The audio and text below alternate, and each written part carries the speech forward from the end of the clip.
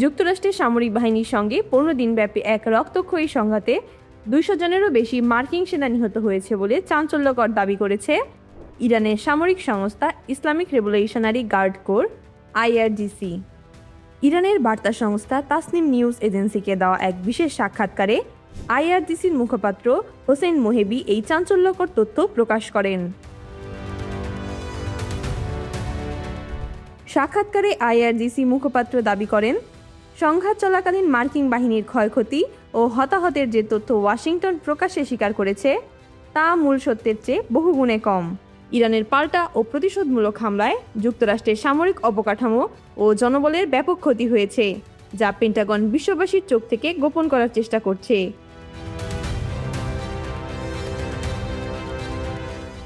IRGC দেওয়া তথ্য অনুযায়ী অপারেশন ভিক্টোরি 2 নামের সামরিক অভিযানের আওতায় মধ্যপ্রাচ্যে অবস্থিত মোট 8টি মার্কিন সামরিক ঘাঁটিতে একযোগে হামলা চালানো হয়। এইসব হামলার তীব্রতা ছিল অত্যন্ত সূক্ষ্ম ও ধ্বংসাত্মক। এর মধ্যে একটি বিশেষ মার্কিন ঘাঁটির অন্তত 20টি গুরুত্বপূর্ণ স্থাপনা এবং বিমান রাখার হ্যাঙ্গারে সরাসরি একাধিক ইরানি ক্ষেপণাস্ত্র আঘাত হানে। এই অভিযানে মার্কিন বিমান বাহিনীর অভাবনীয় ক্ষতি হয়েছে বলে দাবি করেছে তেহরান। তাদের দেয়া বিবরণ অনুযায়ী ইরানি হামলায় মার্কিন বাহিনীর মোট 11টি যুদ্ধ বিমান ও যুদ্ধ হেলিকপ্টার এবং 17টি সর্বাধুনিক গোয়েন্দা ও অপারেশনাল ড্রোন সম্পূর্ণ ধ্বংস হয়ে গেছে। এছাড়া একটি বহুমুখী F-15 যুদ্ধ বিমান, একটি P-8 সামুদ্রিক টহল বিমান, একটি C-17 ভারী পরিবহন বিমান এবং আকাশে জ্বালানি সরবরাহকারী 8টি ফুয়েলিং বিমান ইরান নিশ্চিহ্ন করে দিয়েছে বলে মোহেবি দাবি করেন। অন্যদিকে ইরানের এই বিশদ সামরিক দাবির বিপরীতে ওয়াশিংটনের প্রকাশিত তথ্যে বড় ধরনের অসঙ্গতি দেখা গেছে।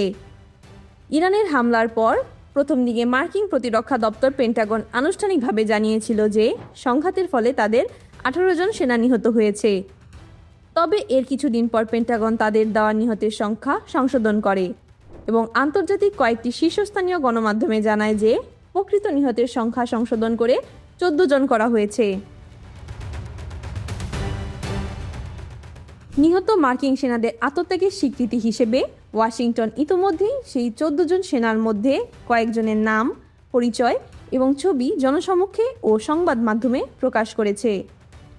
তবে নিহতের সংখ্যা এবং সামরিক সরঞ্জামের ক্ষয়ক্ষতি নিয়ে তেহরান ও ওয়াশিংটনের এই ভিন্নমুখী বক্তব্যের কারণে আন্তর্জাতিক সামরিক ও রাজনৈতিক অঙ্গনে নতুন করে উত্তেজনা সৃষ্টি হয়েছে।